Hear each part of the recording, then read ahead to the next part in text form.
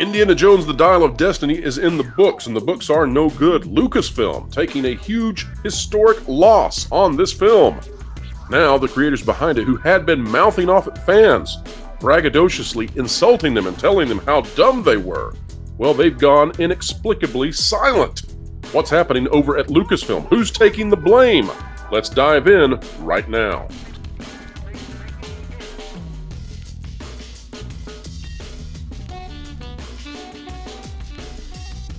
All right, folks, welcome back to another excellent day.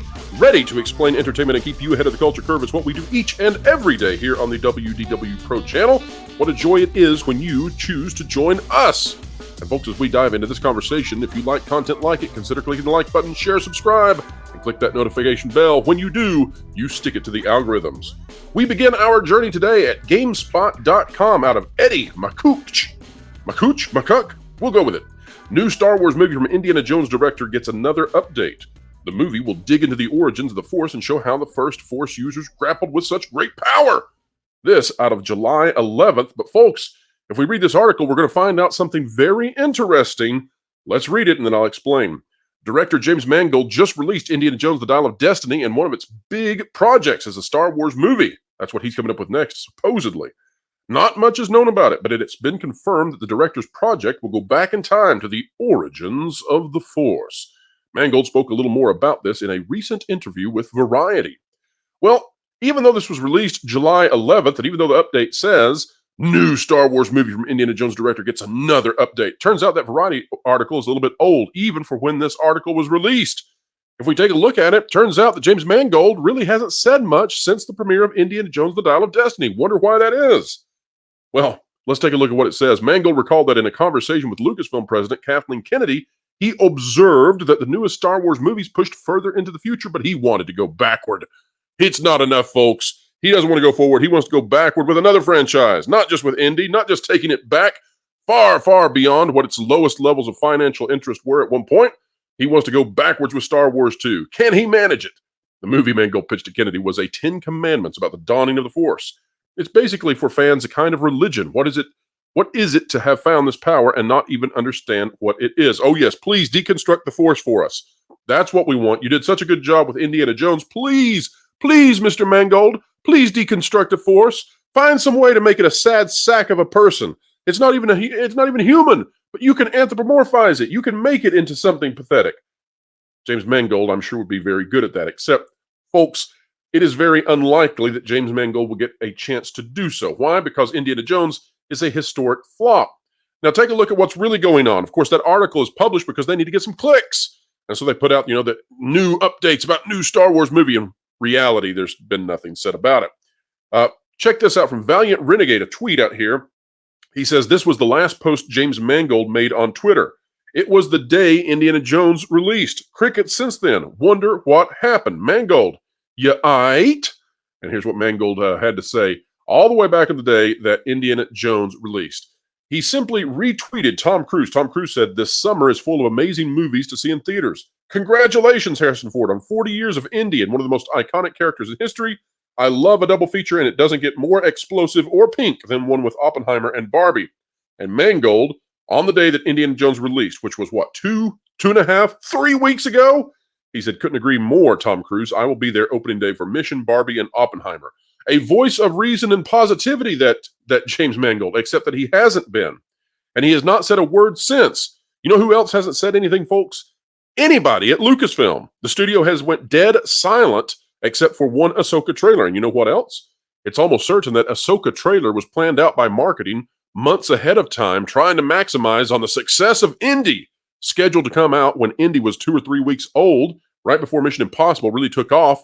They probably wanted to piggyback off of the success of Indy. There's only one problem, a success it was not.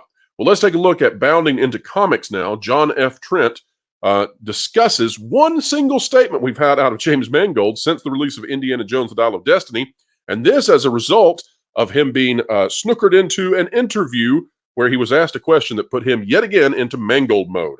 James Mangold derides fans as divisive for not liking his deconstruction of Indiana Jones and Indiana Jones The Dial of Destiny. But don't worry, folks, if he gets that Star Wars film and he gets to deconstruct the Force, oh, you're going to like that much, much better. He's great at tackling old things. Indiana Jones, the Dial of Destiny director James Mangold decided to deride fans for not liking his deconstruction of Indiana Jones. Now, remember where this comes out of. This is a Hollywood Reporter interview that Mangold did. It's post-premiere, and so that's all we've got. He's went completely silent. Mangold is mute now after being so callous and harsh with people like Doomcock, with people like Matt Kadish of the Salty Nerd podcast, people who had this right.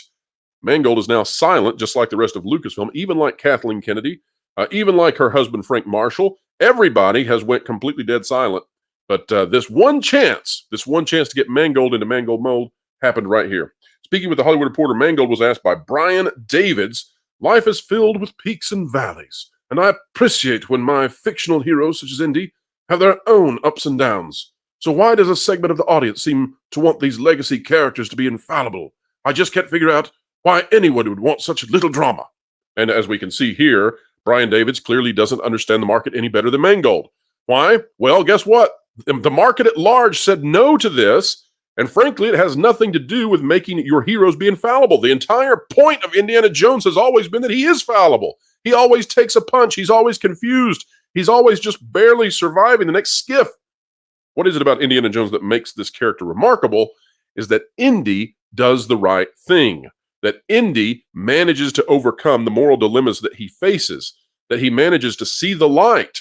That is what is amazing about Indiana Jones. He is a skeptic who comes to understand that there is more, something transcendent beyond him. You say, Pro, you're going too far. No. Remember, Indiana Jones does not win in Raiders of the Lost Ark. He simply knows to close his eyes in the presence of the divine. The Yahtzees do not, and they are destroyed as a result.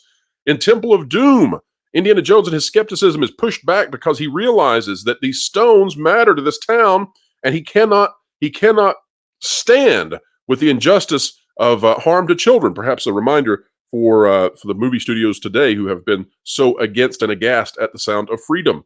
And when it comes to The Last Crusade, Indy overcomes the differences with his father and manages to use his father's legacy academic research to be the one to go in and retrieve the Holy Grail. And not only that, but Indy recognizes that the truth about Jesus Christ is that he is not a person or the divine, incarnation of a desire for wealth, but rather of humility, and thus chooses the correct Grail.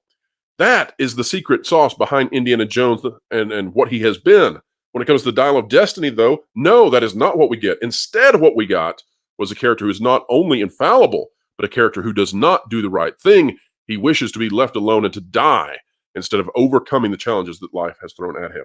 Mangold replied to the straw man question, well, there's a point where these characters become symbols more than characters, and so there becomes this anxiety that if you examine the humanity of a hero, you somehow weaken them. False, Mr. Mangold. What we don't want our characters turned into sad sacks of failure. He continued, and honestly, I can't speak for how fans relate and wrestle with these questions in relation to other movies, but certainly in relation to mine, I think your question almost has my answer built into it. Well, how about that? You mean this journalist gave you a question that you instantly had an answer to? It's almost as if they knew exactly how you'd like to be asked these sorts of things. I mean, I think you're in a sense already addressing it. Good drama gives a hero a problem. If a movie is about a beautiful hero who is capable of anything and is virtually indestructible, Miss Marvel, and is without any personal issues or concerns, Ray, then you just have a fashion video with action. I am a fan of starting a character in one place to go to another, Mangold elaborated. Movies are a continuum. By definition, in drama, a character starts in one place and ends up in another. And for Indiana Jones in the Dial of Destiny, that means that he starts off as a retired sad sack and he winds up as a sad sack who has been injured, shot, and knocked out by the sidekick. Did I say sidekick? Is Phoebe Waller-Bridge really a sidekick? I don't know. Mangold then accused critics of his deconstruction of being divisive when it was his and Lucasfilm's choice to deconstruct Indiana Jones in the first place. He said, so if people want to be divisive, they can focus on where a character starts as opposed to where they end, or they can focus on where they end as opposed to where they start. Oh, we're doing that, don't worry. In reality, for Harrison, who's playing this character, he's tracing an arc, and he's changing through the whole picture. So it all depends on where you're landing and where you're pointing your finger on that timeline. Yes, you're right. He is ending in a spot. He's ending in a spot where he wishes to die alone and abandoned in the past because he has no place in his present time. That is a very uplifting message for a hero. Thank you, Mr. Mangold. Ironically, Mangold previously admitted he was deconstructing Indiana Jones and that moviegoers would have to readjust and retool their brains for this guy. Oh, that's what we always want. We love our expectations subverted. In a previous interview with The Hollywood Reporter, he explained how the film would transition from Indy in his prime to a much older Indiana Jones. Got all that? Let's go to the tweets now that got him in trouble. Don't forget that Matt Kadish had put out this tweet saying, to anyone thinking Indiana Jones might be good, just let me point out, Steven Spielberg is not directing. Kathleen Kennedy is producing. Harrison Ford is 78 years old. It's written by Jonathan Kasdan, who wrote Solo. And then Mangold had come back and been very snarky and said, thanks, Matt. And by the way, he did this while Harrison Ford was injured. No doubt because people like Mangold and Kathleen Kennedy did not watch out for the actor and prevent him from being in scenes and stunts that are too much for someone pushing 80 at that time, now over 80 today. Said, thanks, Matt. Keep making the world a better place, crapping on things in the first week of production from your basement. Never seen a script by John, nothing against him, just reality. Buttersworth and I started from a blank page. You know what? In this case, Mangold, now that we're looking at it, maybe Kasdan was even better. And that's saying something because Kasdan wrote Willow. Wow. And 1 to 3 are hugely talented and all at my side. This from Mangold. Mangold then would, by the way, go on and love this response from the Salty Nerd podcast there. We don't have basements, but we do have a Kick-A studio with a Batman statue. But, and then Mangold had to go after him again, right? That could have been the end of it, could have been fun. Instead, Mangold says, yeah, that's a Kick-A studio. Congrats on the Batman statue and the jar of corks. So how about you let me finish my film? And then you can boom all you want about it in front of your vinyl bricks lit by your fancy bounce light. And maybe don't call opinion news. So yeah, he was just a little piece of joy, that Mangold. But why is it today, folks, that Mangold has suddenly went silent? Well, it's because the market has spoken, and Mr. Mangold, it turns out that Matt Kadish of the Salty Nerd podcast, it turns out that Doomcock, they were all right. And you were wrong. And that is why you have went silent. Because you were brave, you had all the bravado in the world when the movie was not yet out and the market had not yet spoken. You could come out and you could crash the parties of others and mock their level of wealth and the level of investment they could put into their studios. And you had all that Lucasfilm money behind you. So, well, that was just wonderful, right? Until it was that Lucasfilm and Disney likely told you to shut up. And they told you to shut up because this movie is out and it's a historic dud. It is a failure at scale that is seldom seen. It has annihilated the franchise. It has embarrassed Harrison Ford. It wasted John Williams' time. It likely has brought an end to the career of Kathleen Kennedy, and it surely has damaged you as a director. This is a movie that nobody wanted, but it could have been at least decent. Instead, what we got was a deconstruction of our hero in such a way that the hero does not rise up in the hero's journey, but instead is usurped. And you usurped Harrison Ford's Indiana Jones yet again with another Kathleen Kennedy insert. And now you are unwilling to insert any more opinion because it's no longer advantageous for you to do so. Perhaps it never was, Mr. Mangold.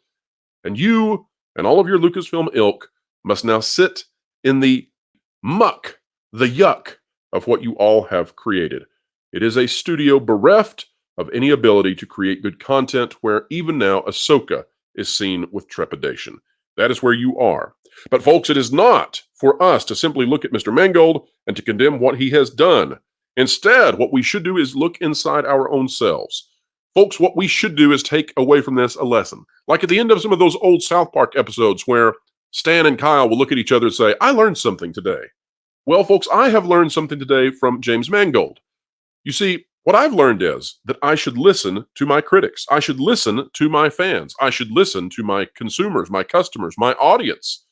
And I can do this on a regular basis. You can as well. When you're in a conversation with somebody, when you're talking, look and see how they're responding to the conversation. Are you taking up too much of the bandwidth? Should they get a chance to speak? How are they responding to the things you say? Don't be the kind of person who lives in an insular kind of way where you shroud yourself off from criticism, but rather be open to it. Be strong enough and brave enough to face the things that people say to you as long as they're presented in a way that suggests that they have a vested interest in your success. Back when Mr. Mangold was doing all of this, people wanted Indiana Jones, The Dial of Destiny to be good, even though they didn't yet know the name of the movie. But they still wanted it to be good because they still value this character. They just didn't have hope. And what Mr. Mangold could have done is he could have provided hope to them. Folks, wherever you are in your conversations and in your transactions with people each and every day, don't be a Mangold, but instead inspire hope in people. Tell them that there is a chance for things to get better. And whatever you're doing, find ways to insert hope into it. I think that's a great lesson for us to take away, rather than what we got out of Indiana Jones and the Dial of Destiny, where Indy ends up as a man completely and utterly defeated and depressed, who must be rescued by someone who is completely obnoxious and up until that point has shown very few redeeming characteristics. Well, that's the end of this one, folks. I don't know when Mr. Mangold will speak up. I don't know when Kathleen Kennedy will finally chime in. But I suspect that Disney has told them all to be silent, because it's not the time for talking anymore. The market has spoken loudly and clearly, and they're on the wrong side of the market. It doesn't matter if they think they're right. It doesn't matter if they thought they were doing what was right. What matters is that people voted with their wallets. And in this case, they have not been elected to continue to do what they do, and the dollars do not sit in their coffers ready to affirm any more from Lucasfilm. Well, folks, if you like content like this, consider clicking the like button, share, subscribe. And when you click it, you stick it to the algorithms. It is indeed the notification bell. Drop a comment down below. Do you agree? Do you disagree? And what can we take away from this situation in our own personal lives to edify ourselves and the people around us? Surely there are lessons to be learned when we look at something that has fallen and is in complete rubble. Well, that's it for this one. We've got lots more information coming out as we go through this weekend. Robert Iger back again with another extension as the CEO of the Walt Disney Company. He'll never, ever, ever leave. Does that mean that he's ready to make heads roll? We'll chat about it soon. More guests, more fun, and more explaining entertainment on the way for all of you out there. Wherever you are, whatever you're doing, keep learning, keep growing, and keep having fun. Say it ain't so. This just in. Disney lost money on another movie. Why, that can't be. I thought that John Lasseter fella over at Pixar was cranking out the latest hits, and Marvel was unstoppable, and Disney princesses were a thing, and Star Wars was a multi-billion-dollar money-making franchise. I overheard you talking about Disney, and wanted to let you know you're really behind the ball. If you were getting great articles from thatparkplace.com and subscribe to WDW Pro's YouTube channel, you'd actually be ahead of the culture curve and have entertainment explained.